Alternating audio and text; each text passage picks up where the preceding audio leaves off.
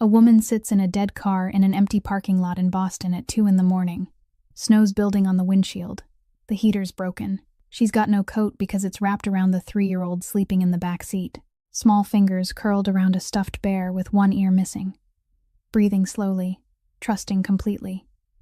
The woman's name is Vivienne, and in her lap, there's a black leather briefcase that doesn't belong to her. She found it an hour ago behind a dumpster. There was blood on the ground next to it. Not a lot, but enough. Inside, $85,000 in cash, a loaded gun, and something else. Something small. Something she doesn't understand yet, but someone out there would kill to get back. Her stomach's empty. Her daughter hasn't eaten since noon. One choice and their suffering ends tonight. Nobody saw her. Nobody would ever know. She looks at the money. Then she looks at her daughter in the mirror. She closes the briefcase. Not to keep it, to return it. Her mother once told her, "Vivienne, hunger won't kill you, but losing who you are will." Some things are heavier than hunger, but what she doesn't know, what she can't possibly know, is that across Boston, in a glass tower overlooking the harbor, a man's already awake, already quiet, already dangerous. His name is Grayson Mercer, and he doesn't lose things. He takes them back. Hit like if you're already hooked. Share this with someone who needs it tonight.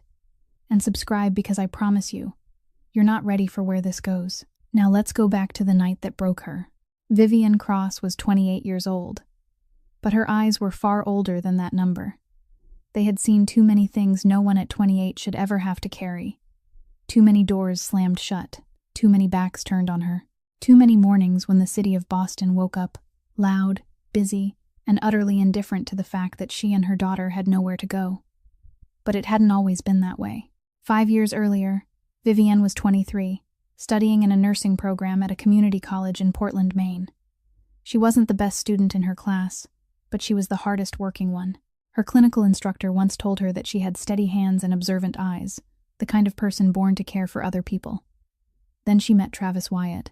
He was 27, a police officer, with a wide smile and a voice that knew how to make a room fall quiet when he walked into it.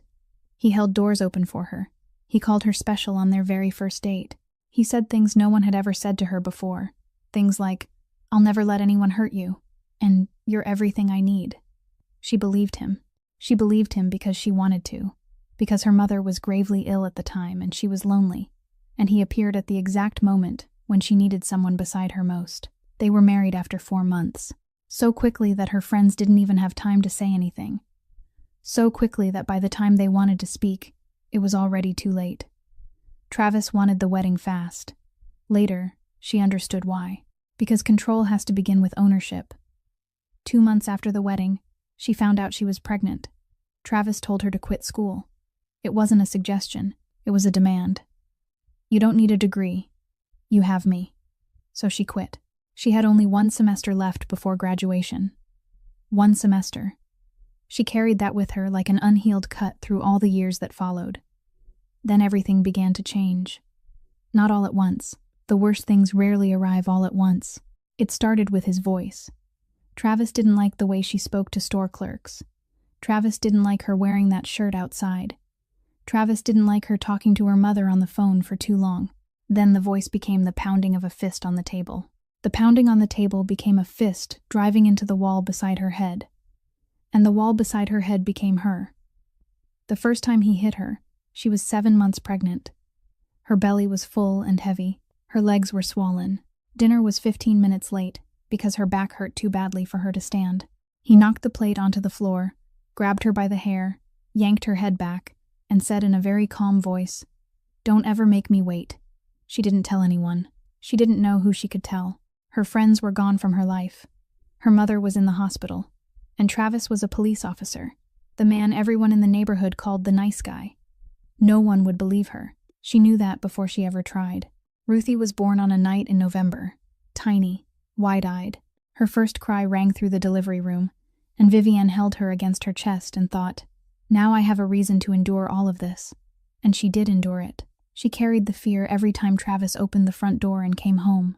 She carried the silence every time he screamed in her face in front of the baby. She carried the bruises she hid beneath long sleeves in the middle of summer. She carried the smile she forced onto her face whenever a neighbor asked, Everything all right? She carried all of it, alone. Because Travis didn't just hit her. He isolated her. He erased her friends' phone numbers. He checked her messages. He checked the mileage on the car. She wasn't allowed to go out without a reason. Wasn't allowed to talk to anyone for too long. Wasn't allowed to look at anyone for too long. Vivian's world kept shrinking and shrinking until all that was left was 4 walls, 1 child, and a man she had once believed would protect her. Then her mother died. Vivian wasn't allowed to be there. Her mother had fought lung cancer for 2 years without insurance, scrubbing hospital floors until her body could no longer endure it, and she died alone in a hospital room in Portland at 4 o'clock on a Tuesday morning. Vivian learned the news through a call from the night nurse. She begged Travis to let her go. He said no. Not because he had a reason, but because he could say no. Because power lived there, in the ability to deny a daughter one last chance to see her mother's face and know that she wouldn't dare argue back. She didn't go. She sat in the bathroom at midnight, turned on the faucet so the running water would drown out the sound of her crying, and promised herself that one day she would visit her mother's grave. She still hasn't done it. Ruthie was 1 year old then. The little girl was beginning to walk, beginning to say her first few words, and beginning to fall silent whenever Travis's voice rose louder than usual. Children learn faster than adults think. They don't need to understand the words to understand danger. Ruthie learned that when the front door flew open with a violent slam, she should sit still. Not move, not make a sound. 1.5 years old, and she already knew how to protect herself by becoming invisible. Then Travis was thrown off the police force. It was an excessive force case. Violence used far beyond what was necessary while arresting an unarmed suspect. There was camera footage. There were witnesses. The Portland Police Department couldn't protect him anymore. He lost his badge, lost his service weapon, lost the identity he had used to hide his true nature for all those years. And when a man like Travis loses the one thing that makes him feel powerful outside the house, he makes up for it by tightening his power inside it. Inside those 4 walls, over the only woman who couldn't leave. After that, the violence was no longer anger. It became a schedule. It became routine. Vivian could count it. Tuesdays and Fridays were usually the worst, because those were the 2 days he drank the most. She learned how to prepare. Put Ruthie to sleep early. Have dinner ready on time. Don't look him in the eye once he was past his 4th drink. But there were nights no preparation could save her from. The last night was one of them. Ruthie was 2 years old. Travis came home after midnight, drunk enough that he couldn't walk straight, but still sober enough to look for a reason. Dirty dishes in the sink. That was all. 2 bowls and 1 plate. He dragged Vivian out of bed by her hair, shoved her into the kitchen wall, and slammed her head against the tile. Not once. Vivian saw blood on the white tile before she felt the pain, and then she heard something that made everything stop. Not crying. Silence. Ruthie was standing in the bedroom doorway, 2 years old, barefoot, her curly hair tangled, clutching a teddy bear with 1 ear missing. And she wasn't crying, wasn't screaming, wasn't shaking. She was only standing there and watching, with eyes far too quiet, far too knowing for a child of 2. Eyes that had seen this scene enough times to understand that crying wouldn't change anything. Vivian looked at her daughter, and what broke inside her wasn't bone. It was the last thing that had still been keeping her there. She realized that she wasn't afraid Travis would kill her. She was afraid Ruthie would grow up believing this was normal, that love looked like this, that sitting in silence in a corner was the way a child was supposed to live.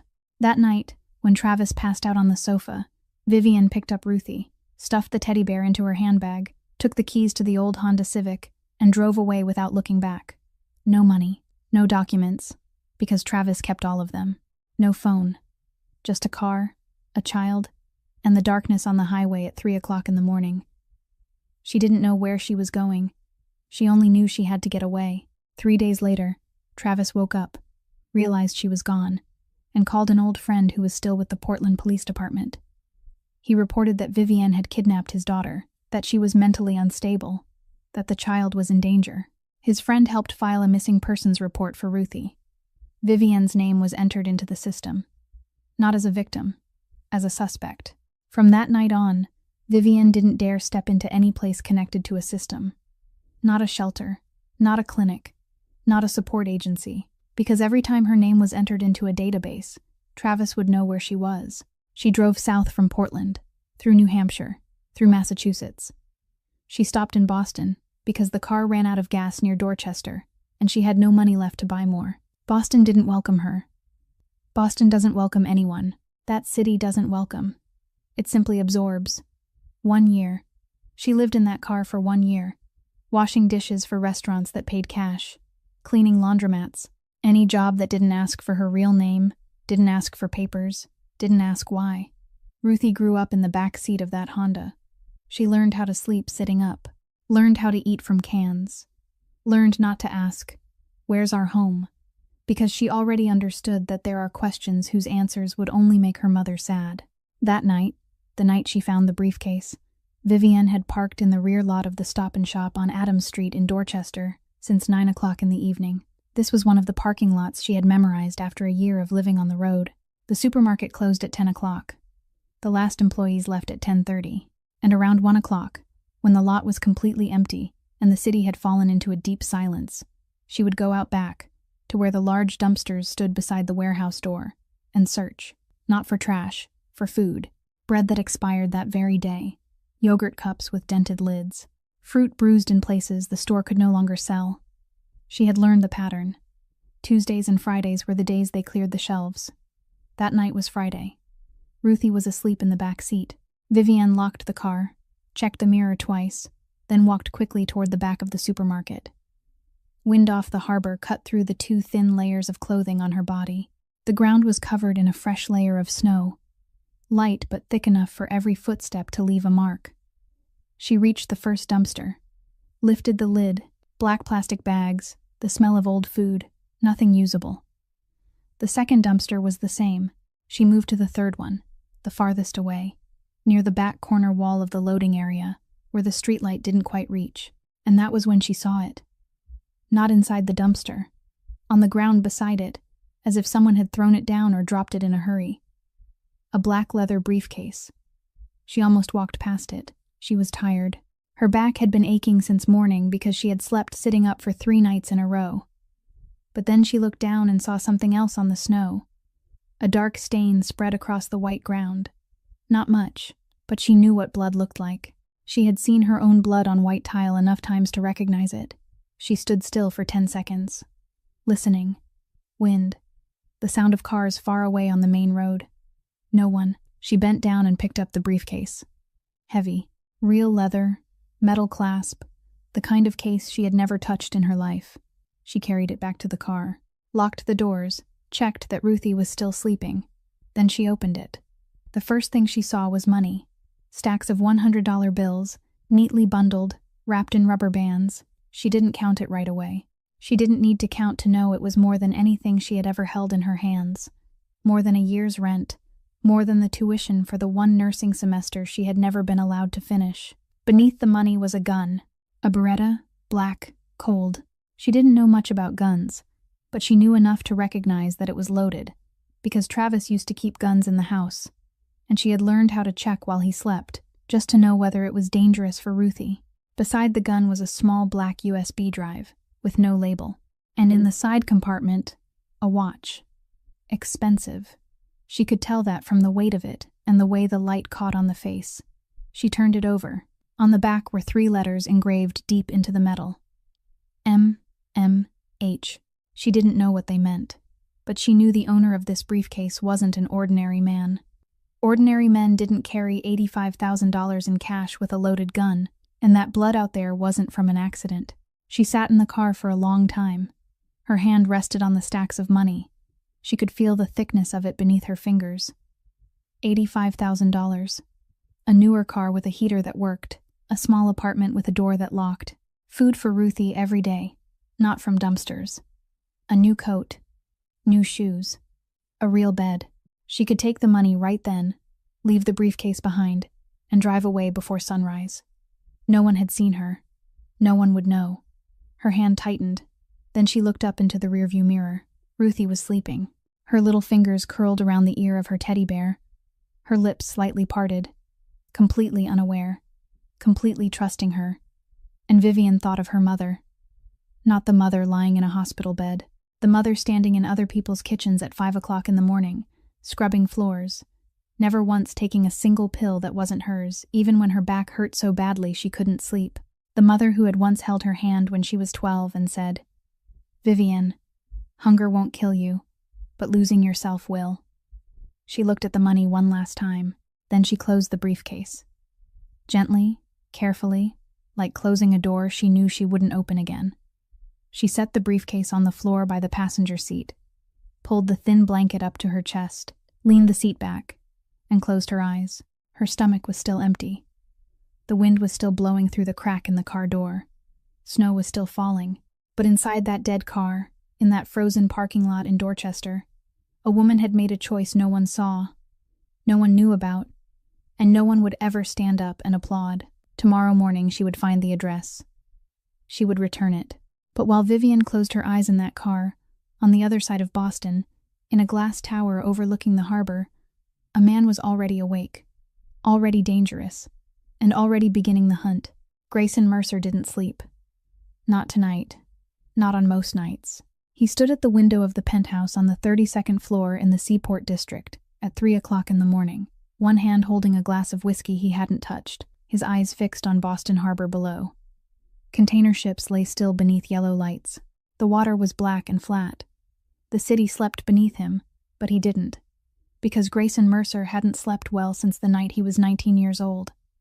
That night in North End, 17 years ago, his father, Harrison Mercer, had just finished dinner at a restaurant on Hanover Street. An ordinary dinner.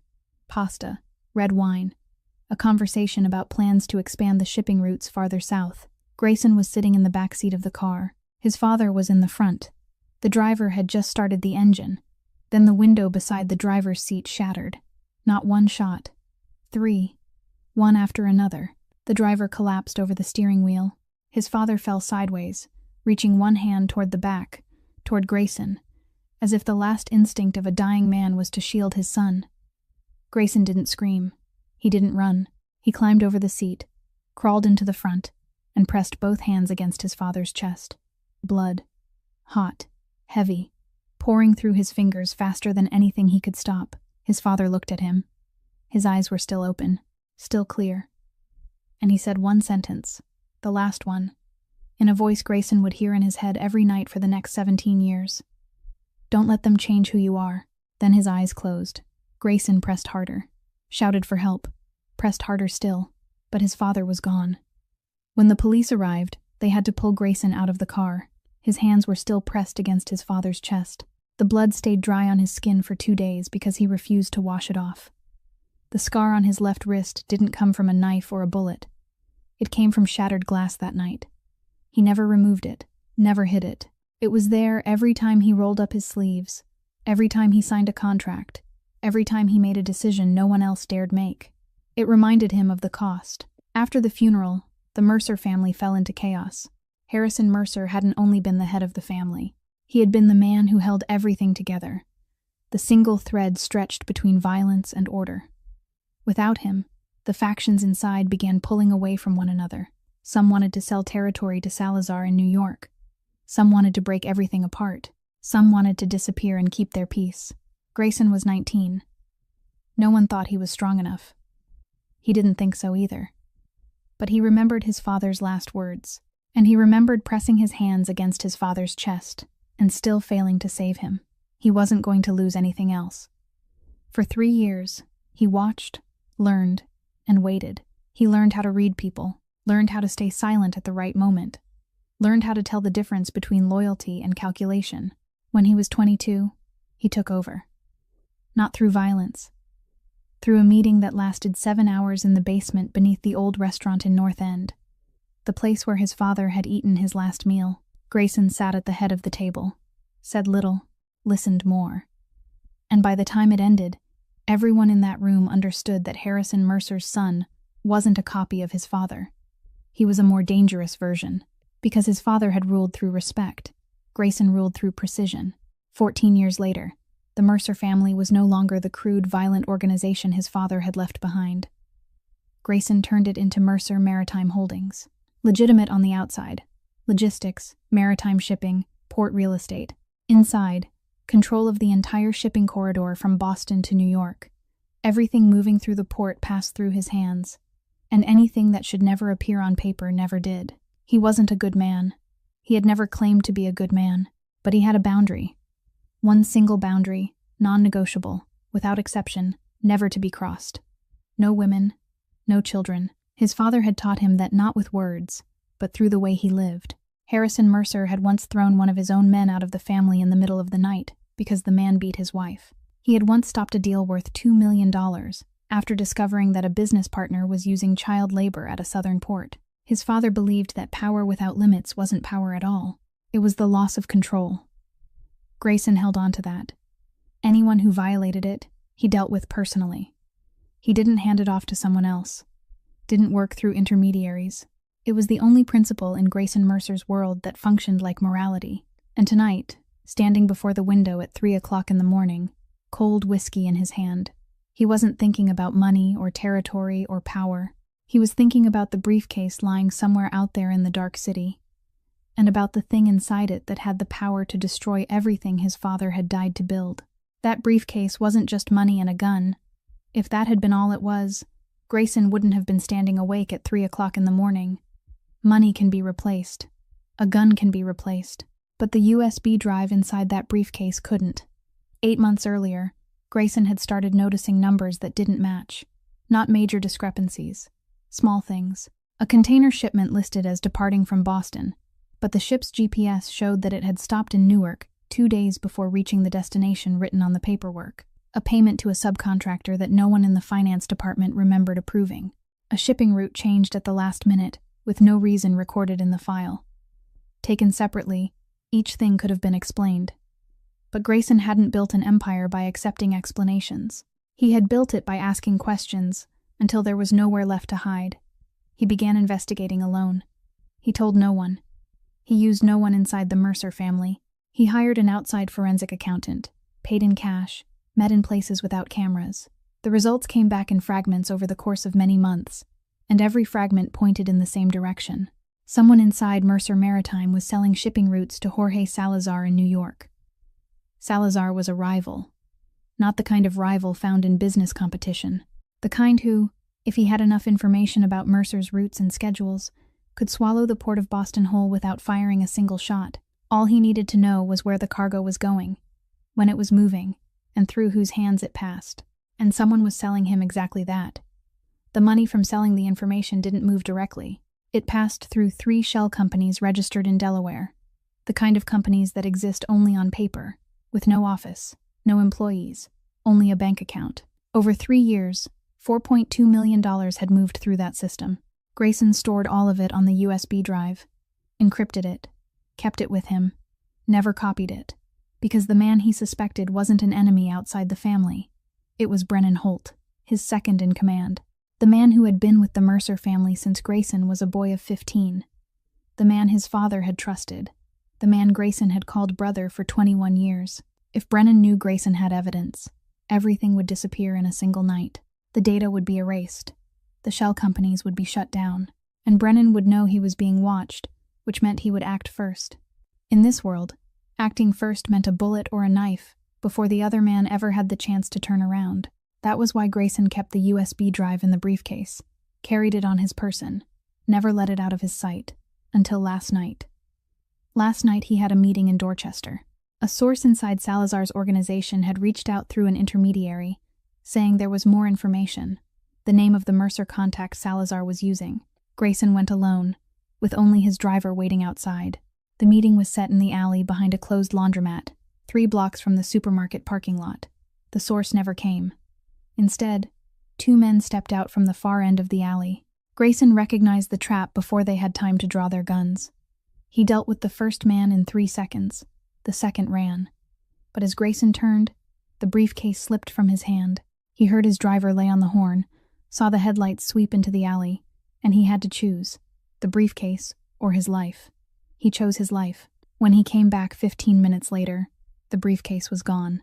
All that remained was the blood of the ambusher on the snow and a set of small, light footprints, not a man's. Grayson stood there for a long time, staring at those footprints. Someone had come there after him. Someone had picked up the briefcase containing evidence that could destroy the Mercer family. He returned to the tower at 2 o'clock in the morning. Petra Voss was already there. She was always there when he needed her. 45 years old, former military, with a face that never revealed more than it had to. She was the only person in that building Grayson trusted completely, because she wasn't loyal to money or power. She had been loyal first to his father, and now she was loyal to him, because she had promised a dying man in a car that she would keep his son safe.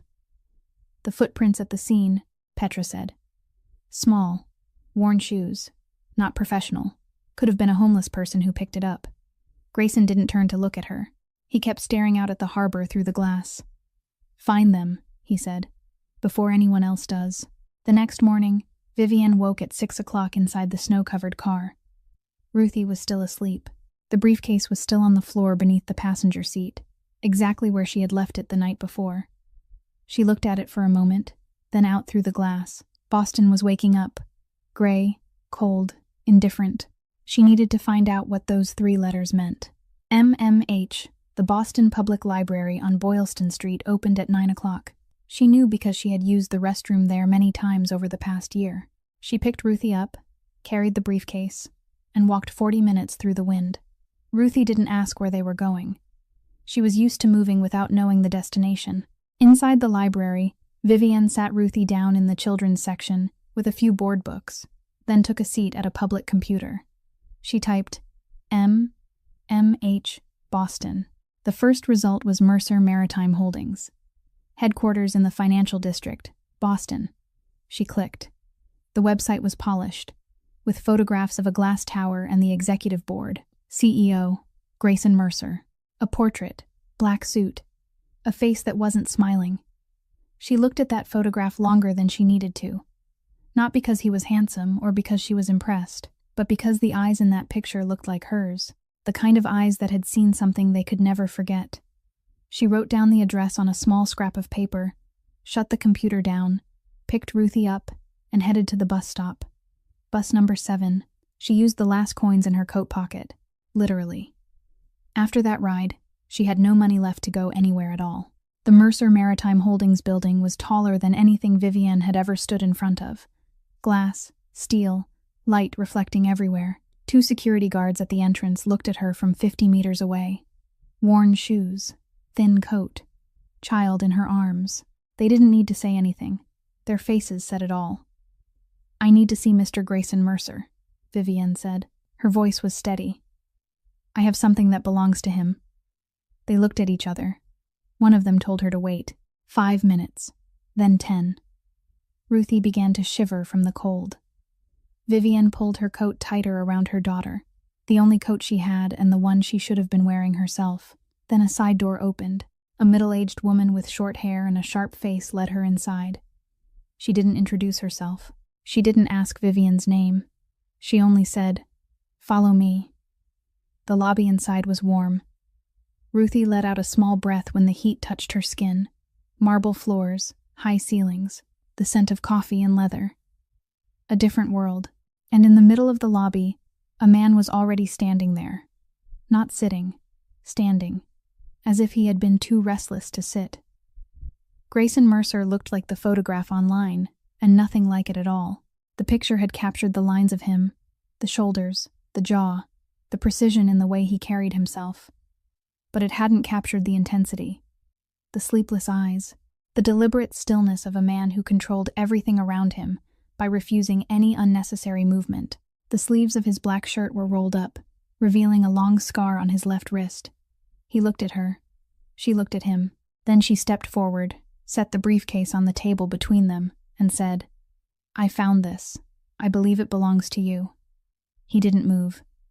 2 seconds. Then he stepped forward, opened the briefcase, checked it quickly but thoroughly, and closed it again. His eyes came back to her. "You walked here," he said. Not a question. "In this weather. With a child." "Yes. There's $85,000 in this case." "I know. I counted it, and I brought it back." Silence. Not the uncomfortable kind. The kind of silence a man falls into when he's recalculating everything he thought he knew about human beings. He reached into the inside pocket of his jacket and took out a thick envelope, the kind of thickness that told you what was inside without needing to open it. "Take it," he said. No. The word left her mouth before she had time to think. One of his eyebrows shifted. It's a reward. I didn't return it for a reward. Then why did you return it? She looked straight into his eyes. Because I have a daughter. And one day she's going to ask me who I am. I need to have an answer I'm not ashamed of. The room went very still. Somewhere near the row of chairs, Ruthie was softly singing some little tune to her teddy bear. Grayson lowered the envelope, slowly. What kind of work do you do? He asked. Anything honest. I can clean, organize files, do administrative support. I learn fast. I don't complain. I just need fair pay and a warm place for my daughter while I work. He looked at her for a long time. Most people standing where she stood would have asked for money. She was asking for dignity. Come back here tomorrow morning at 7 o'clock, he said. See Petra at reception. She'll arrange it. Vivienne let out a breath. Lightly. Just enough. Thank you. He nodded once. She turned away, lifting Ruthie into her arms. And as she reached the door, she heard him speak quietly behind her, almost as if he were speaking to himself. You took a bus here to return $85,000. She stopped at the door without turning back. My mother went farther than that every day just to feed us, she said softly. This is nothing. She carried Ruthie outside, into the Boston cold, and for the first time in a year, she felt that cold wasn't swallowing her whole. Comment right now, if you were in her position, holding $85,000 in cash, with a hungry daughter, no home, and no one knowing, would you return it? Honestly, I want to know. But she thought returning the briefcase was the end of the story. It was only the beginning, because someone inside that building had seen her on the security cameras, had heard her name, and had decided that a homeless woman who knew where the briefcase had been knew far too much to be left in peace. The next morning, Vivienne arrived at Mercer Maritime Holdings at 6:45, 15 minutes early. She had learned that showing up early was the only thing in life that cost nothing and still carried value. Ruthie in her arms, the one-eared teddy bear in the little girl's hand, the two of them stood before the glass tower in the gray light of a January morning in Boston. Yesterday, she had walked into this place like someone searching for directions. Today, she walked in like someone beginning again. It was a different feeling. Heavier, because beginning again meant there was now something to lose. The morning lobby was nothing like it had been before. Employees moved quickly. Access cards flashed one after another. The air smelled of coffee, and the sharp sound of heels struck against the stone floor. Everything was clean, precise, and purposeful. Vivienne looked down at her shoes. The soles were worn thin, the toes scuffed, wet with snow. She looked at her clothes. 2 thin layers she had washed in the sink of a public restroom the night before and hung over the car door to dry overnight. This was the best she had. She lifted her head and stepped toward the reception desk. Petra Voss was already standing there, the same woman who had led her inside the day before. This morning she wore a dark gray suit jacket, her short hair neat, her face carrying no expression beyond efficiency. She handed Vivienne a plastic badge with a quickly taken photograph and a name printed beneath it. No handshake. No welcome. Administrative support. 3rd floor. Report to Mr. Fenwick. She held out the badge without looking Vivienne in the eye. Then she looked at Ruthie. And for one very brief moment, so brief that anyone not paying attention would have missed it, something softer moved across her face. Follow me, Petra said. She led the two of them down a hallway on the ground floor, past the storage area, to a door at the very end. Inside was a small room, warm and clean, in a plain, unadorned way. A soft rug covered the floor. A few old but well-kept toys were arranged neatly on a low shelf. There was a small table with crayons and paper, and an older woman with silver hair pinned up high and a round face was sitting in an armchair reading a book. She looked up when the door opened, and her smile was the warmest thing Vivienne had felt anywhere in this building. This is Mrs. Calloway, Petra said. She'll watch Ruthie during work hours. Mrs. Calloway rose to her feet without hurry and bent down to Ruthie's eye level. Hello, sweetheart. What's your name? Ruthie looked at her. Looked at her mother.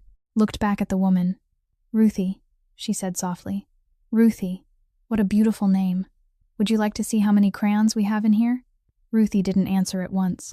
She turned and looked back at Vivienne, with the same eyes Vivienne had seen hundreds of times over the past year. Eyes that asked without asking. Will you be here? Will you come back?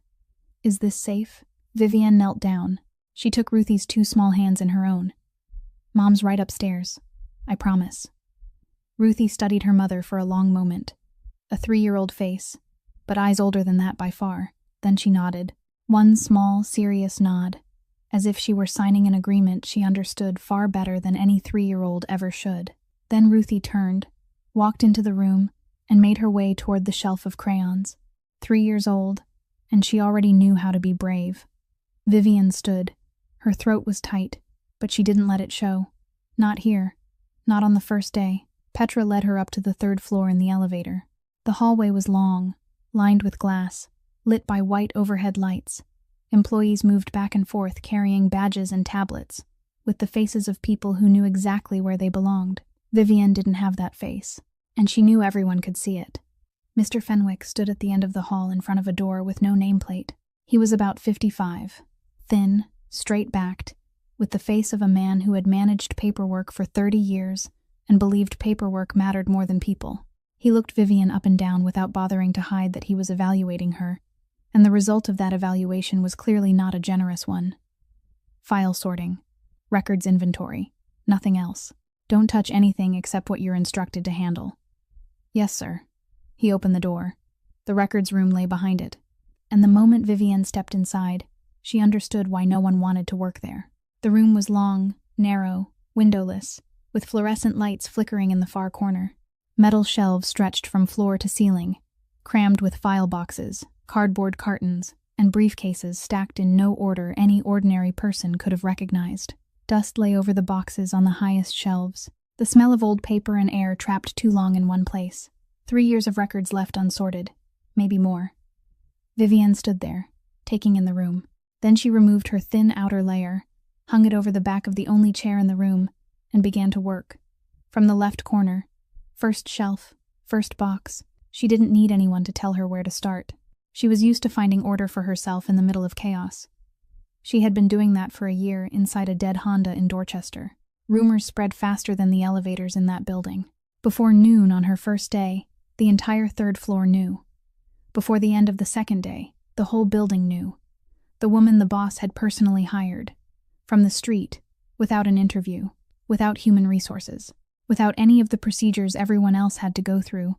Vivian heard all of it, not because they hid it, but because they didn't bother to.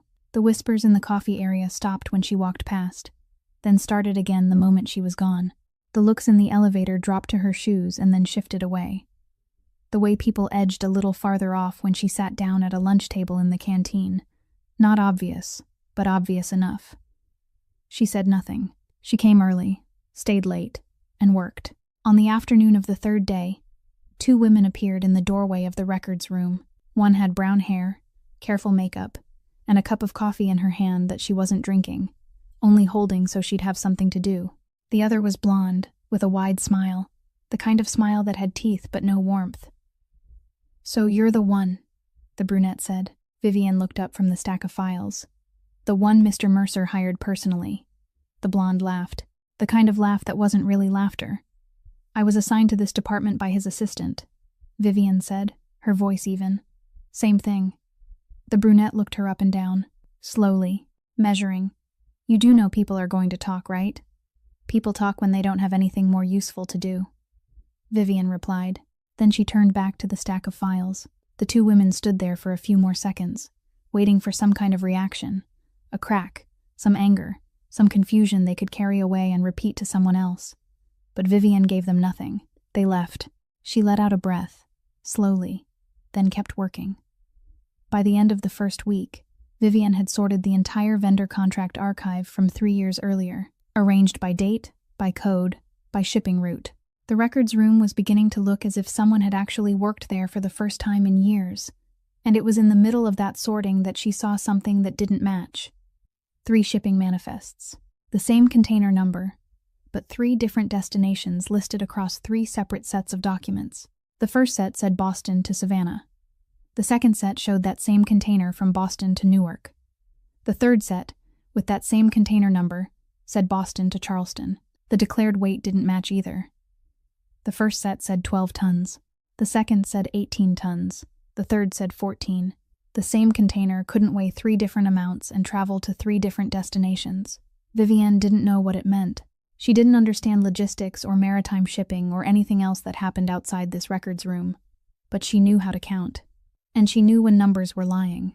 She took out the small notebook she always carried, the one she had used all through the past year, to write down everything. Cash-paid work schedules, expiration dates on food at the supermarket, how much money was left in her pocket. And she wrote it down. Container number, date, destination, weight, all 3 sets. She didn't report it to anyone. Not yet. She just wrote it down and kept working. She had lived long enough in a world where no one protected her to know that when you find something that isn't right, you don't shout. You write it down. You stay quiet. And you wait until you know who you can trust.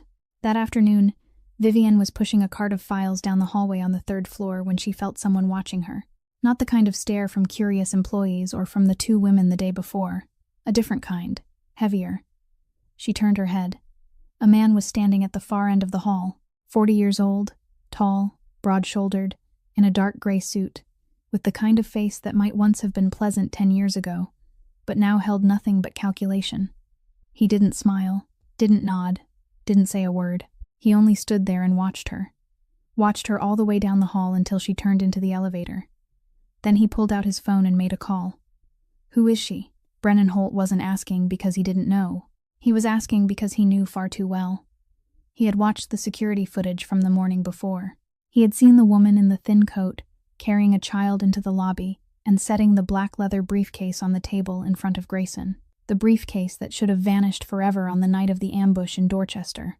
The briefcase Brennan had paid a great deal to make sure Grayson would never recover, and now it had come back, returned by a homeless woman no one had invited. That woman had held the USB drive in her hands. Maybe she had opened it. Maybe she had seen it. Maybe she hadn't understood any of it. But maybe was something Brennan Holt didn't accept.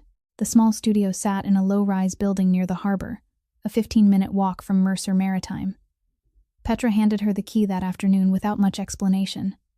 Company owned, for employees who need temporary housing. 1 room, a small kitchen, a bathroom, a single bed with white sheets and a thin pillow. Nothing on the walls, no curtains, only a plastic roll-down shade. But when Vivienne opened the door and stepped inside, the warmth from the old heater touched her face, and she had to stand still for a moment. Warmth. 4 walls. A door with a lock. She set Ruthie down. The little girl stood in the middle of the room, looking around with eyes that for the past year had known only the back seat of a car and dark parking lots. Then Ruthie looked up at her mother and said, "Is it ours, Mama?" Vivienne didn't answer right away because she didn't trust her voice then. She nodded. That night she bathed Ruthie. Hot water. For the first time in 3 months. For the past 3 months, she had wiped Ruthie down with wet cloths in public restrooms, with cold water from a gas station tap, with whatever she could find. But tonight there was hot water, running from the faucet, steaming, warm. She filled the tub, set Ruthie in it, and Ruthie touched the surface of the water with her hand, felt the warmth rising from it, and smiled, not a loud smile, a small, startled smile, as if she had just discovered that the world still contained something gentle she had almost forgotten. Vivienne watched her daughter smile in that warm bath, then she turned her face away, and cried, soundlessly. She hadn't cried in months, had thought she was past that stage, but the hot water against her daughter's skin broke something open that she had believed was sealed shut. She cried from relief. She cried from anger. She cried because a 3-year-old child was smiling at being bathed in warm water, and that should have been ordinary, but for them it felt like a miracle. She wiped her eyes before Ruthie turned to look at her. Wipe them clean. Done. She lifted Ruthie out, dried her off, dressed her in clean pajamas that Mrs. Calloway had quietly slipped into her bag that afternoon, and laid her on the bed. Ruthie fell asleep within 2 minutes, on a real bed, under a real blanket, in a room with 4 walls and a door that locked. The 1-eared teddy bear was tucked between her chin and chest. Vivienne sat on the floor beside the bed, her back against the wall, and watched her sleep for a long time. On the other side of the city, on the 32nd floor of the Seaport Tower, Grayson Mercer sat before the security monitors in his private office at 10 o'clock that night. He hadn't intended to watch the records room camera. He was reviewing the 3rd-floor access logs because Petra had mentioned unusual activity on the archive terminal. But when he opened the footage, he saw the recording from that afternoon. Vivian sat between stacks of files, one hand turning pages, the other writing in the small notebook. She stopped, flipped back and forth between two sheets, compared them, turned to a third page. Then she wrote something down very quickly, closed the notebook, and went back to work as if nothing had happened. Grayson rewound it, watched it again. She had seen something, and she had written it down without telling anyone. Petra stood behind him, watching the screen with him. "She found something we missed for months," Petra said. Her voice was flat, but there was something underneath it, almost impressed, almost cautious. Grayson said nothing. He watched Vivian on the screen, the woman in 2 thin layers of clothing sitting in the dusty records room, turning files with the same hands that 2 days earlier had been digging through dumpsters for food. He didn't shut the camera off. He had no intention beyond looking, but he didn't turn it off. And maybe that, more than anything, was what said the most. Outside the window, Boston lay still in the cold night. Harbor lights flickered across the black water. 2 people at opposite ends of the city, one sleeping on the floor beside her daughter, one staring at a screen he couldn't bring himself to turn off, and neither of them yet knew that what was coming would be larger than anything either of them could face alone.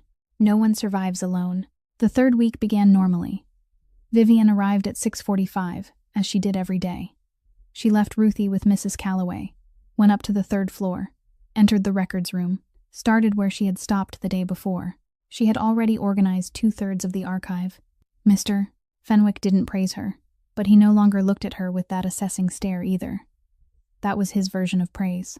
On Tuesday of that week, at 10:15 in the morning, the fire alarm went off. It wasn't a real fire. A drill. The entire building had to evacuate according to procedure. Employees poured into the stairwells, then lined up outside at the assembly point on the north side of the building. Vivian thought of Ruthie immediately. Mrs. Calloway was on the ground floor, and the evacuation procedure there was different from the one on the 3rd floor. She didn't know who would bring Ruthie outside. She didn't know whether the little girl would be frightened. She ran down the stairs instead of following the flow of employees. 18 minutes. She left her desk for 18 minutes. She left her access badge on the desk because she had gone in too much of a rush to think, thinking only of Ruthie, of the shrill sound of the alarm, and of her daughter perhaps, sitting alone in that small room on the ground floor, not understanding what was happening. When she got there, Mrs. Calloway had already brought Ruthie out to the assembly area. The little girl stood still, one hand clutching the hem of the older woman's pant leg, her eyes wide but not crying. Vivian held her. Ruthie said nothing. She only pressed her face into her mother's neck. 18 minutes. She left her desk for 18 minutes, and no one noticed anything unusual during those 18 minutes. 2 days later, Brennan Holt summoned her to a conference room on the 3rd floor. When she stepped inside, Brennan was already seated at the head of the table. Beside him sat Mr. Fenwick and another man Vivian didn't recognize, probably from internal security. On the table was a printed sheet. Brennan didn't invite her to sit. "We have a problem," he said. He slid the paper toward her. Vivian looked down. A list of files, internal financial records, confidential shipping routes, details of acquisition contracts not yet made public. Beside each file was an access timestamp, from 10:17 to 10:32 on Tuesday morning, and the terminal name, Archive Room, Floor 3, the place where she worked, alone. These files were accessed without authorization, Brennan said. His voice was flat, controlled, the kind of voice that belonged to a man who had decided on the conclusion before the conversation even began. "These are confidential council-level documents, information related to acquisitions and mergers. They aren't within the scope of your work." "I was assigned to sort vendor contracts," Vivian said. "Mr. Fenwick gave me access for that."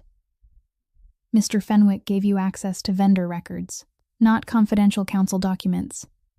"I didn't access those files." Brennan looked at her, the kind of look she had seen before. Not from him, from Travis. The look of a man who had already decided she was guilty and was only waiting for her to confirm it by falling apart. "Your access badge was logged at that terminal during that time window," he said. "In our line of work, unauthorized access to documents like these." He stopped, not because he hadn't finished the thought, but because he wanted the silence to do the work for him. The consequences aren't the corporate kind. Vivian heard the threat beneath the sentence. She wasn't stupid. She knew this building didn't operate like an ordinary company. She knew what our line of work meant, but she didn't look down, didn't look away, didn't retreat. Then, either the access log is wrong, or someone used my badge, she said. Her voice was even. Her hands were resting in her lap beneath the table, gripping the fabric of her pants, but her face showed nothing. Check the security footage from that day. I'll wait. Silence. Mr. Fenwick looked at Brennan. The man from security didn't move. Brennan didn't react at once, because he hadn't expected that. He had looked at her and seen a woman from the street, with no degree, no connections, no meaningful power. He had calculated that she would be afraid, that she would stumble over her words, that she would apologize, that she would cry, or better yet, that she would run. She did none of those things. She sat upright in the chair and looked straight into his eyes and said to check the footage, like someone who had been falsely accused enough times to know that the only reaction worth anything was the truth. We'll need to coordinate with security, Brennan said after a moment. That's fine, Vivian replied immediately. I want that. Something moved behind his eyes, very fast, then vanished.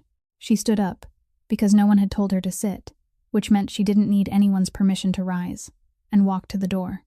Her back straight, her steps steady. She didn't look back. But when she turned into the hallway and the conference room door closed behind her, both of her hands began to shake.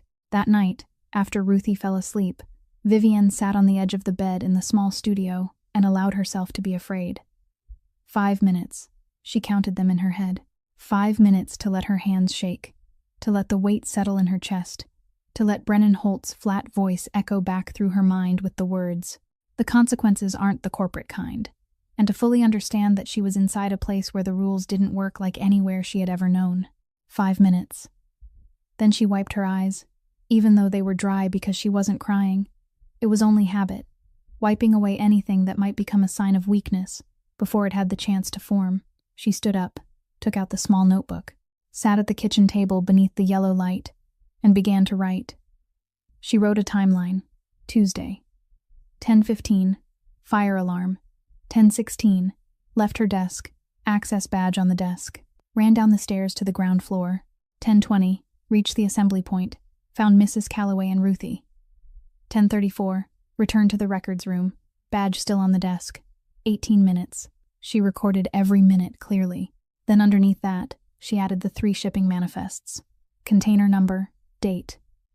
3 different destinations, 3 different weights. She copied them from the notebook exactly as she had written them during the first week.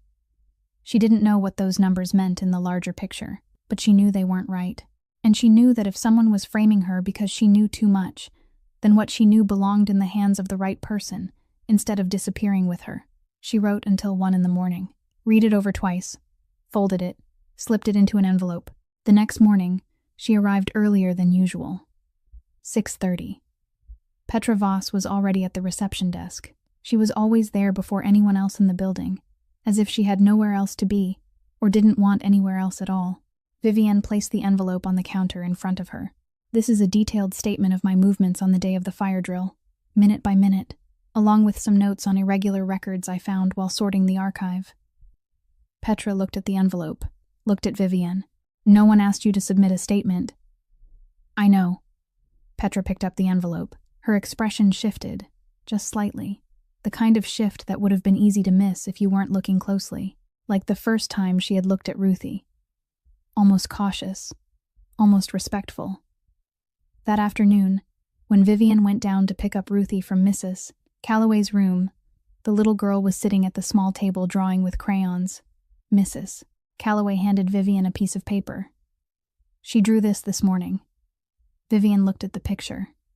Wax crayons on white paper, 2 figures, one tall and one small, standing inside a large rectangle. A house, a triangular roof, colored yellow, because Ruthie liked yellow, because it was the color of the sun, and the sun always came back. Mrs. Calloway said softly. I asked her if that was her house. She said, not yet, but Mama says it could be. Vivian looked at the drawing. 2 figures inside a house. The simplest dream in the world, drawn in crayons by a 3-year-old child who had slept in a car for a year. She folded the drawing carefully, placed it inside her shirt pocket, right over her heart. The next morning, Petra called her up to the 32nd floor, not to a conference room, to Grayson Mercer's private office. She had never been up here before. The room was large, spare, with glass walls overlooking the entire Boston harbor. Grayson sat behind the desk. The envelope she had submitted lay open on the surface, the pages of her statement arranged side by side. He had read it. She sat down in the chair across from him. He looked at her. "You expected to be suspected," he said. "Not a question. I've been suspected before," she answered. "Without evidence. I learned how to create evidence for myself." He looked down at the page with the 3 shipping manifests: container number, date, destination, weight. Handwritten, clear, exact. The silence stretched. He knew what those numbers meant. She didn't, but she had seen them and written them down instead of ignoring them. "You could have said nothing about these," he said quietly. "I also could have said nothing about the briefcase," she answered. The room went very still. He looked at her, and she looked back, and for the second time since they had met in the ground floor lobby, something moved between them without words. It wasn't romance. Not yet. It was recognition. It was a man accustomed to no one telling him the truth. Seeing a woman who didn't know any other way to live, except by telling it. "I need you to trust me," he said, "for the next 48 hours. Can you do that?" She looked at the man who had given her daughter a warm place to sleep, who had given her a job, who had listened when everyone else heard. Only silence. "Yes," she said. Margot Ellison arrived on a Thursday afternoon. No warning. No appointment. She walked into the main lobby the way someone walks into her own living room, her steps even, her back straight, dressed in white from head to toe, the kind of white only people who never have to worry about laundry dare to wear. She was 33 years old, the only daughter of the Ellison family in Philadelphia, one of Mercer's oldest allies. Whatever existed between her and Grayson was never called by any official word. Not fiancé, not lover. It was an arrangement both families understood without anyone ever putting it on paper. The ring she wore was on her right hand, not her left, because even symbols had to keep the proper distance. The employees in the lobby recognized her immediately. A few nodded. Petra came to meet her at the reception desk, exchanged a few brief words, then led her to the elevator. Vivienne was passing through the second-floor lobby at that moment, carrying a stack of files she needed to bring from the archive to accounting. She didn't know who Margot was, but Margot knew who she was, because as Petra led Margot past, Petra paused for half a second to nod in greeting to Vivienne. Only half a second. But Margot saw it, and she noted it. Vivienne didn't think any more about it. She kept going up to the 3rd floor, dropped off the files, and returned to the records room. But when she walked through the 2nd-floor hallway later that afternoon, Margot was standing by the window at the far end of the corridor, alone, as if she had been waiting. "You're Vivienne." Not a question. Vivienne stopped. "Yes." Margot turned to look at her. Intelligent eyes, cold, but not cruel. There was none of the hostility Vivienne had already grown used to from the 2 women during the first week. This was something else, more precise. "It won't last," Margot said. Her voice was light, almost without malice, carrying only certainty. His attention. Vivienne looked at her. "I'm not a project, aren't you?" Margot tilted her head. "Because he doesn't look at employees the way he looks at you." Silence stretched between them. Vivienne didn't know what to say, because she didn't know how Grayson looked at her. She had never looked back long enough to find out. "I'm not threatening you," Margot said, and for the first time, the certainty in her voice cracked slightly. "I'm telling you what I see. Because when his attention shifts, and it will shift, you'll have nothing to go back to. Make sure you're building something real before that happens." She turned and walked away down the hallway. The sound of her heels struck the stone floor in a measured rhythm. Vivienne stood there for a moment. Then she kept walking, because she didn't have time to stand still. That afternoon, Vivienne was kept in the records room later than usual. Mr. Fenwick told her to finish sorting one more batch of files before the end of the day. By the time she got downstairs to Mrs. Calloway's room, it was closed. Mrs. Calloway was no longer there. Vivienne stared at the closed door, and everything inside her went cold.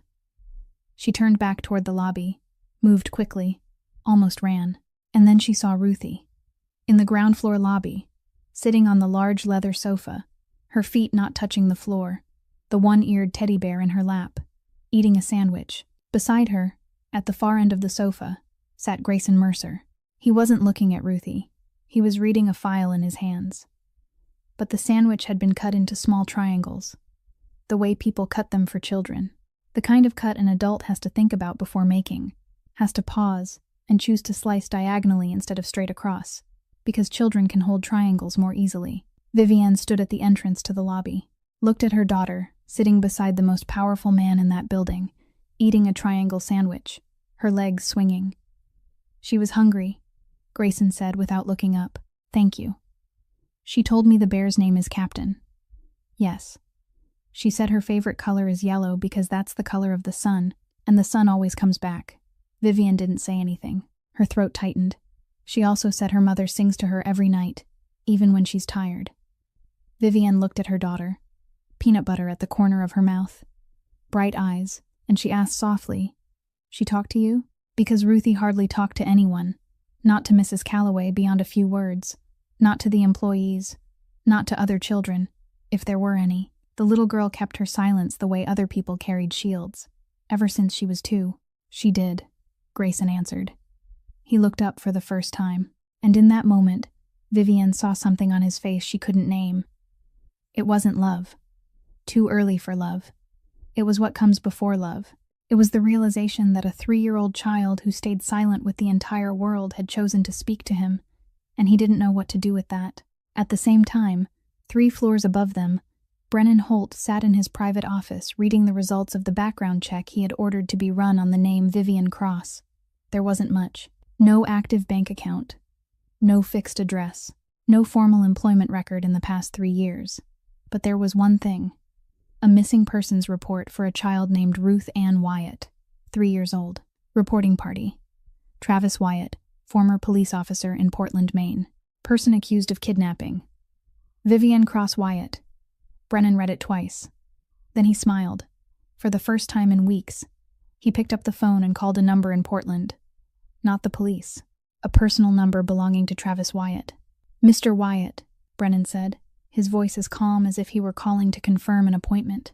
"I think I know where your wife and daughter are." The 48 hours Grayson had asked Vivienne to trust him weren't meant for waiting. They were meant for acting without being seen.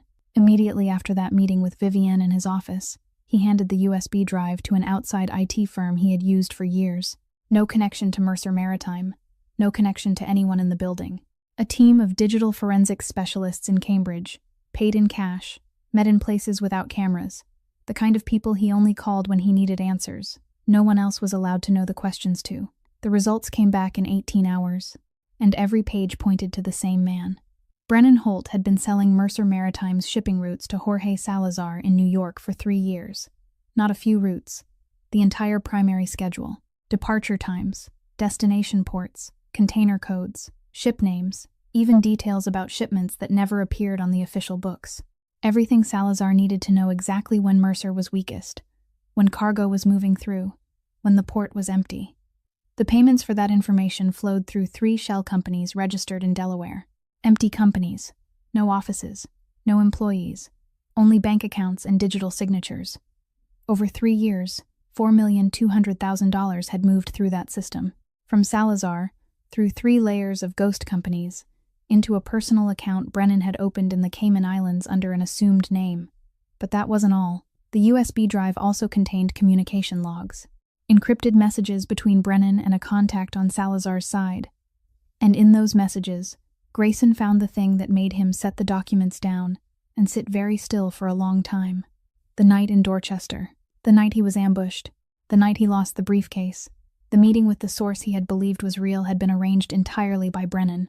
There was no source, no new information, only a trap. The 2 men in that ambush hadn't been Salazar's men arriving by chance. They had been sent for one purpose: to get the briefcase, and if necessary, to make sure Grayson didn't come back. Brennan hadn't only been stealing, he had tried to kill him. Grayson sat in the dark office, city light slipping through the glass, and let that knowledge settle into him. 14 years. Brennan had been beside him for 21 years, had stood next to his father's coffin, had gripped his shoulder on the night he took over the family, had called him brother. 14 years, and all of it had been calculation. He opened the next section of the IT report. Terminal access logs. Vivienne's access card had been cloned on the very day of the fire drill. The cloning device had been linked to a visitor pass, the kind of single-use guest badge signed out by Brennan Holt's personal assistant. The 18 minutes Vivienne left her desk to go get Ruthie. 18 minutes was enough for someone to take her badge, copy it, and put it back before she returned. The confidential files accessed from the records room terminal hadn't been accessed by Vivienne. They had been accessed by a second device using a copy of her badge, operated from Brennan's private terminal on the 4th floor. During the same time window, the surface logs showed activity in the records room. Brennan had framed her, carefully, methodically, and coldly. And the 3 shipping manifests Vivienne had discovered. The 3 container numbers with 3 different destinations and 3 different weights matched exactly the shipments Brennan had redirected to Salazar. She hadn't known what she was finding, but she had found exactly the right thing. Grayson called Petra in. She stood in front of his desk, her back straight, her face unreadable. He set the documents on the desk.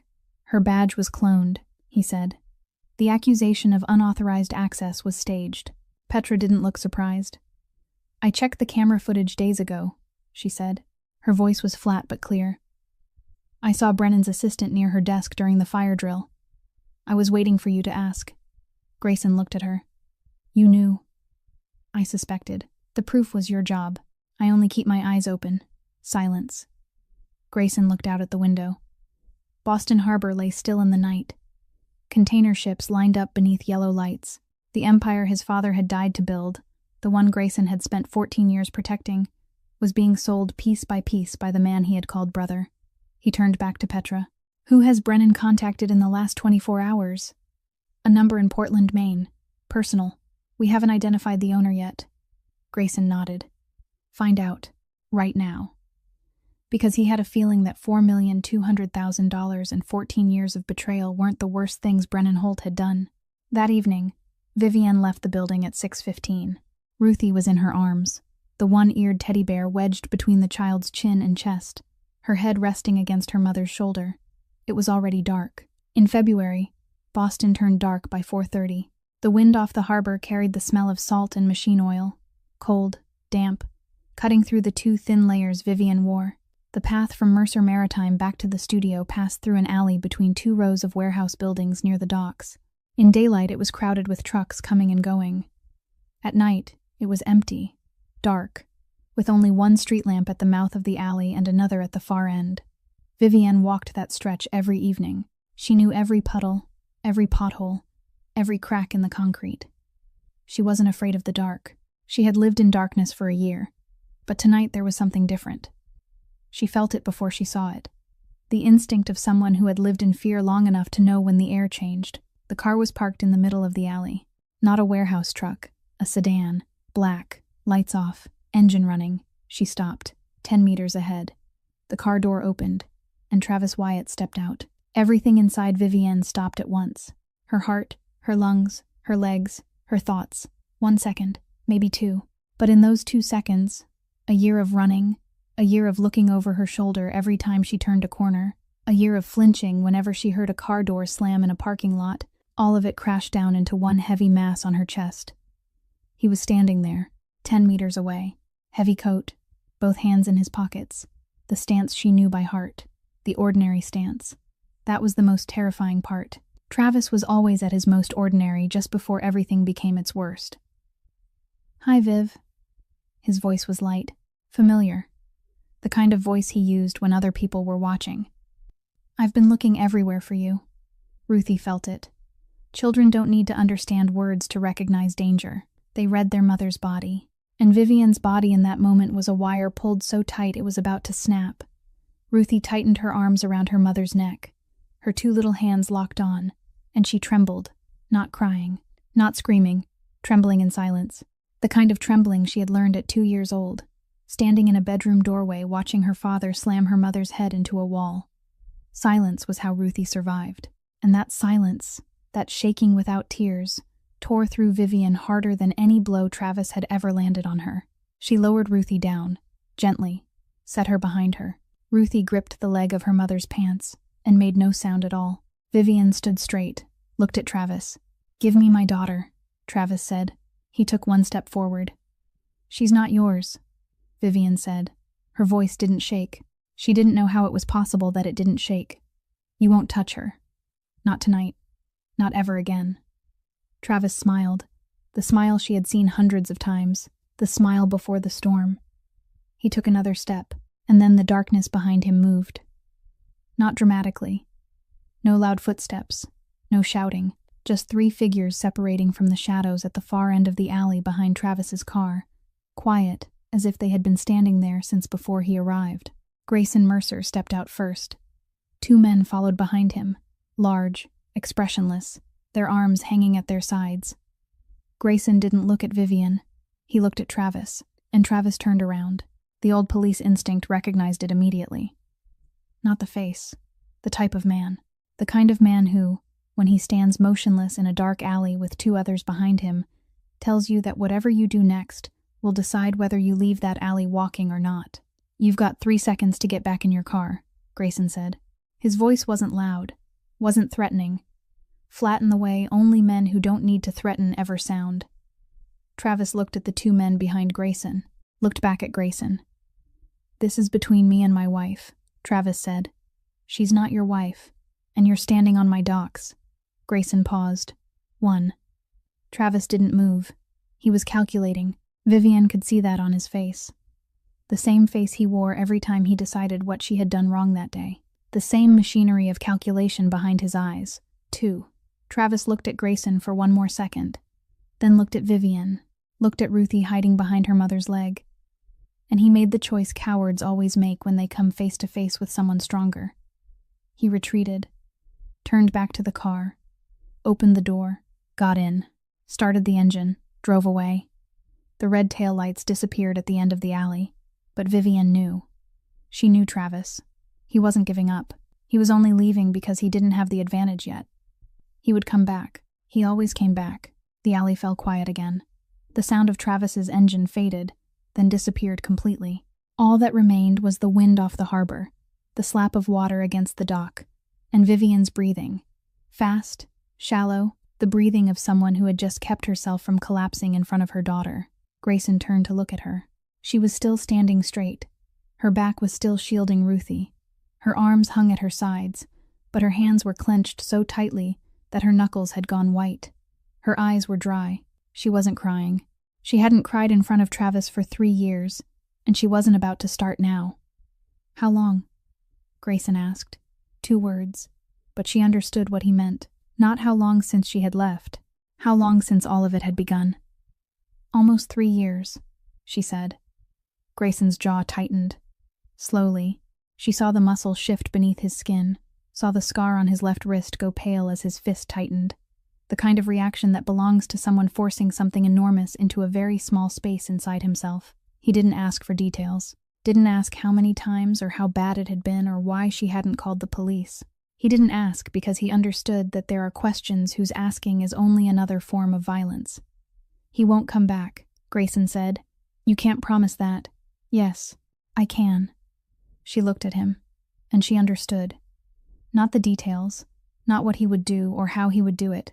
She understood that when Grayson Mercer said, "I can," in that voice, with those eyes, with that stillness, it wasn't comfort, it was truth. And she believed him. Not because she was naive, because she had lived long enough with a man who made empty promises to recognize when words were being carried by something heavier behind them. Silence. The wind moved between them. Then a small voice rose from behind her leg. "Are you going to hurt Mama?" Ruthie, standing behind Vivian's leg, her fingers still clutching the fabric of her mother's pants, her face tilted up toward Grayson with eyes no 3-year-old should ever have. Eyes that had seen men hurt her mother often enough to know that this was the question that had to be asked before any other question. Grayson looked down, and he knelt. The Mafia boss of Boston, the man who controlled everything that moved through this harbor, the man whose name could silence boardrooms and empty dark alleys, knelt on the cold concrete in an alley by the docks, so his eyes would be level with a 3-year-old child holding a teddy bear with one ear missing. "No," he said. "I won't hurt your mama." Ruthie looked at him. For a long time. 3 years old, but she was measuring him with something older than her age. with the instinct of a child who had learned to read adults not through words, but through the way they held their fists. Then Ruthie held out her hand. A tiny hand, fingers open, palm turned upward. Grayson looked at that hand. He had held many things in his life. Guns, contracts, the collars of traitors, his father's blood-soaked hand in the car that night in North End. But he had never held anything so light. He took Ruthie's hand, gently, as if he were holding something he was afraid might break. Vivian stood above them, looking down. Her daughter was holding hands with the most dangerous man in the city, in a cold, dark alley in Boston in February. And she felt something shift inside her that she didn't dare name. Not yet, but it was there. Don't turn this video off. What happened next changed everything. I'm serious. Stay right here. The next morning, at 9 o'clock, Brennan Holt walked into the conference room on the 32nd floor the way he did every Friday morning. He arrived exactly on time. Gray suit, coffee in hand, the calm face of a man who had worn a mask long enough to forget he was wearing one. Grayson was already seated at the head of the table. No coffee. No documents in front of him, only a thick stack of papers placed face down to his right. Petra stood in the corner of the room. 2 security men stood outside the door. Brennan glanced around. He recognized that the arrangement of the room was different from usual, but he sat down anyway, because Brennan Holt had survived for 14 years on the ability to never let it show that he noticed anything unusual. 14 years, Grayson said. No greeting, no introduction, just 2 words. Brennan set his coffee cup down, slowly. 14 years of what? 14 years standing beside me. Grayson turned the stack of papers over, 1 page at a time. He placed them on the table, one by one, like dealing cards. The first page, a diagram of the 3 shell companies in Delaware. Money flowing in and out. $4,200,000. The second page, logs of the shipping routes sold to Salazar. Dates, times, container codes, matching Mercer Maritime's internal schedules that only second-in-command level and above had the authority to access. The third page, encrypted messages between Brennan and Salazar's contact, decoded, readable. The fourth page, terminal access logs, Vivian's access card cloned from a visitor pass signed out by Brennan's assistant. The timestamp matched the day of the fire drill. The fifth page, details of the ambush in Dorchester, the fake meeting, the source that didn't exist, the 2 attackers, arranged by the same contact named in the Salazar messages. Brennan looked at each page. He said nothing. His face didn't change. Not yet. Grayson placed the last page on the table. The 6th page, phone call records. Brennan Holt's personal number calling Portland, Maine. Travis Wyatt's number. Time, 2 days earlier. Duration, 7 minutes. You sold shipping routes to Salazar, Grayson said. His voice was even, not raised. The stillness of a man who had known the truth for a long time and was only waiting for the right moment. You laundered $4.2 million through 3 ghost companies over 3 years. You arranged the ambush on me in Dorchester. You framed Vivian with a cloned card to make her the suspect. He paused. And you called her abusive ex-husband. You led a wife-beater to a woman and a 3-year-old child. The silence lasted a long time. Grayson said nothing more. He only looked at him and waited. Brennan sat still for 30 seconds. 40. Then the mask fell, not a collapse, a removal, slow, like taking off a suit jacket after a long day. The face underneath wasn't the face of a frightened man. It was the face of a tired one, tired of hiding. You don't understand, Brennan said, his voice rougher now, truer. The price of standing next to a man like you, the inheritance, the counsel, the name. Everything belongs to you because you were born with the right last name. I've been here 21 years.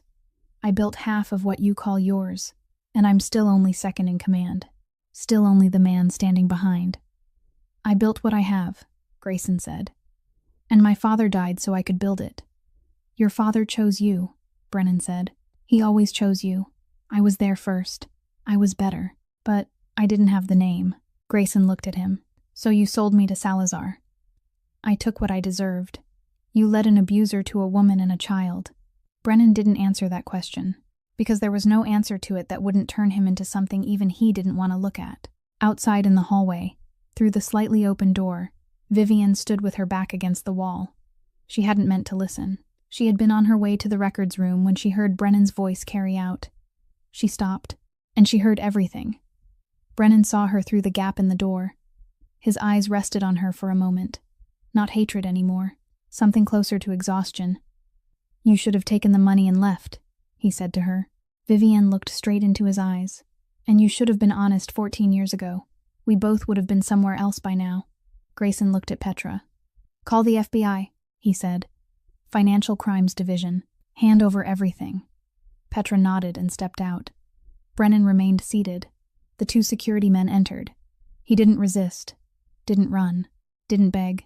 He only stood, fastened the button of his suit jacket out of a habit built over 21 years, and walked out between the two guards without looking back. That same day, Petra contacted Grayson's private attorney.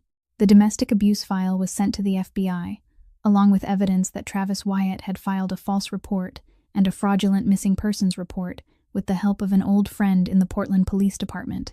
Travis was arrested at a motel in Providence, Rhode Island, on his way back to Boston. The warrant for Vivian was canceled.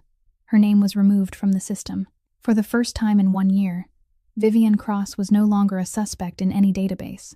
She sat alone in the records room after hearing the news. Not happy. Not relieved right away. She only sat there and felt the weight she had carried for a full year suddenly lifted off her shoulders. And she didn't know what standing upright without it was supposed to look like. Margot Ellison left the next morning.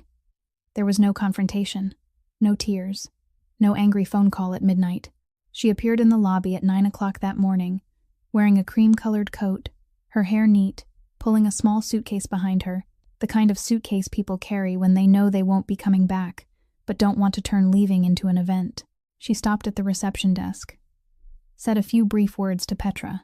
Then she removed the ring from her right hand, the ring she had worn for 2 years on her right hand instead of her left, because even symbols required the proper distance, and placed it on the counter. Gently, she didn't throw it, didn't shove it forward. She placed it there, as if setting down an answer she had thought through very carefully. Petra looked at the ring, looked up. Margot had already turned away. She walked out the door, stepped into the gray light of a Boston morning, and was gone before noon. There was no press release, no social media post, only the quiet departure of a woman who had looked directly at the situation, measured it with clear eyes, and made a choice about what she could and couldn't live with. There is a kind of courage in that not everyone recognizes. That afternoon, Grayson found Vivian in the staff lounge on the 3rd floor. She was standing by the window, looking out at Boston Harbor. Container ships moved slowly across the gray water. Cranes turned. The city stretched behind them, indifferent and alive at the same time, the way Boston had always lived, not caring who came and who left, only continuing. Grayson stepped inside. No suit jacket, none of the measured composure of the conference room. He looked like a man who had stayed awake all night, making heavy decisions, and had come here now to rest, if only for a moment, from the weight of them. He stood beside her at the window. For a long time, neither of them spoke. Boston moved beneath them. "Brennan's been turned over," he said at last. The FBI moved quickly.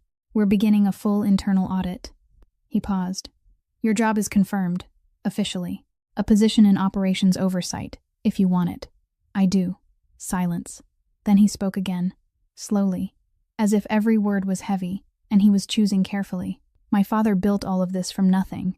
He used to say loyalty wasn't a tactic. It was the foundation. That without it, everything else was just territory." He let out a breath. "After he died, I told myself I was living by that. I convinced myself I was doing it right. Then I watched the person closest to me sell me out for 3 years, and I didn't see it." He turned to look at her, and then a woman with nothing, absolutely nothing, walked through the snow to return something that wasn't hers. He paused. "You reminded me what the foundation was supposed to look like." Vivian looked at him. "I didn't do that for you," she said softly. "I know," he answered. "That's why it matters." Silence moved between them, gently this time, not heavily. "Ruthie asked me this morning if we're staying," Vivian said. Her voice was softer now. "She asked if this is our home." "What did you tell her?" "I told her I'd see." He almost smiled. Almost. Not quite. but closer than anything she had ever seen on his face. Vivian looked out at the city below, the city that had taken her in with empty hands. The streets where she had learned that hunger could be survived, that dignity was a choice, and that love was something you protected even when it cost you. She turned back to look at him. Home isn't a building, she said carefully. It's the feeling that you've finally reached a place where telling the truth is safe. He looked at her for a long time. Then he said, "Then stay. Simple. Certain. Real." She nodded. And for the first time in a year, the weight she had been carrying changed. Not because someone had taken it away from her, but because at last someone was standing beside her and saying, "You don't have to carry it alone." The weeks passed. Then the months. Boston's winter gave way to spring. And spring carried with it something Vivian had forgotten the smell of. Warmth that didn't have to be begged for, didn't have to be searched for, only arrived, naturally, as if it had always belonged to this place. Ruthie discovered the backyard of the Harborside building, where an old maple tree had stood longer than any of the buildings around it. She gave it a name. She called it Henry. No one knew why Henry, but Ruthie said in a very serious voice that the tree looked like a Henry, and no one dared argue with a 3-year-old once she had made up her mind. Every afternoon, Ruthie brought Vivian little leaves like gifts and waited to be praised with the solemnity only a 3-year-old can carry. Vivian built her role in the company with the same care and precision she had used to restore order to the records room, quietly, without show, without asking for credit. She worked, and the work spoke for her. And between her and Grayson, everything grew the way real things grow. Not in one dramatic moment, in 100 small ones. A conversation in the hallway that both of them meant to last 2 minutes, but stretched to 20. Then 30. Then neither of them could remember when it had stopped being an interruption and become the best part of the day. A book she suggested he read, and he actually read it, then brought it back with notes in the margins he wanted to talk about, because he was the first man who had ever asked what she thought and truly wanted to hear the answer. An evening in the yard behind the building, Ruthie asleep between them on an old bench, her head in Vivian's lap, her legs across Grayson's, and neither of them moved for an hour because they both knew there are moments that break if you shift too quickly. She was the first person who told him plainly when he was wrong and didn't want anything from him afterward. It wasn't perfect. He worked too much, and she told him so. She carried too much alone, and he told her so. They disagreed about small things and talked until both of them understood. That was what made it real. The evening he told her he loved her, they were in the backyard. The first warm night of early summer in Boston, full of the sounds of the city doing what cities always do. He didn't build up the moment, didn't prepare it. He simply turned to her and said, "I love you. I'm saying it because I want to say it, not because the moment is right." She looked at him for a long time. "I love you too," she said. "I've been afraid of that for a while." "I know," he said. "So have I." And Ruthie, as if she had planned it in advance, called out from inside the house at that exact moment, "Mama?" They both laughed. Vivian stood and went inside to her daughter, her heart carrying more warmth than she had ever thought possible, and less fear than she had felt in years. People say that one honest choice can change an entire life. We don't believe that. Not when we're hungry. Not when we're cold. Not when we're sitting in a dead car in a frozen parking lot with everything we own in the back seat and a child trusting us with her whole little heart. In moments like that, honesty feels like a luxury. It feels like something people talk about from inside warm houses. But Vivian Cross sat in that car at 2 o'clock in the morning in the middle of a Boston winter and chose it. She didn't choose it because it was easy. She chose it because her mother's voice was still inside her, because her daughter was watching, even in her sleep. And that choice, that quiet, private choice no one saw, became the door everything else walked through. A job, a home, safety for her daughter, a love she had stopped believing existed, not because the world rewards goodness, but because goodness, when it's protected honestly, becomes the foundation beneath everything that lasts. If you're carrying something heavy right now, if the road feels long and the cold won't let up, and you're wondering whether dignity is worth the price it asks of you, I want you to know this. It is. Not immediately, not loudly, not in the way we imagine when we're desperate. But it is. Because the things built on honesty don't fall easily. May your honest choices find you. May they open doors you had stopped believing were there. May the right person see you exactly as you are, and may everything you've carried through the cold finally find its way home. If this story touched you in any way, I truly want to hear what you felt. How did this story strike you? Did it remind you of someone in your real life? Was there a moment that made you stop and think?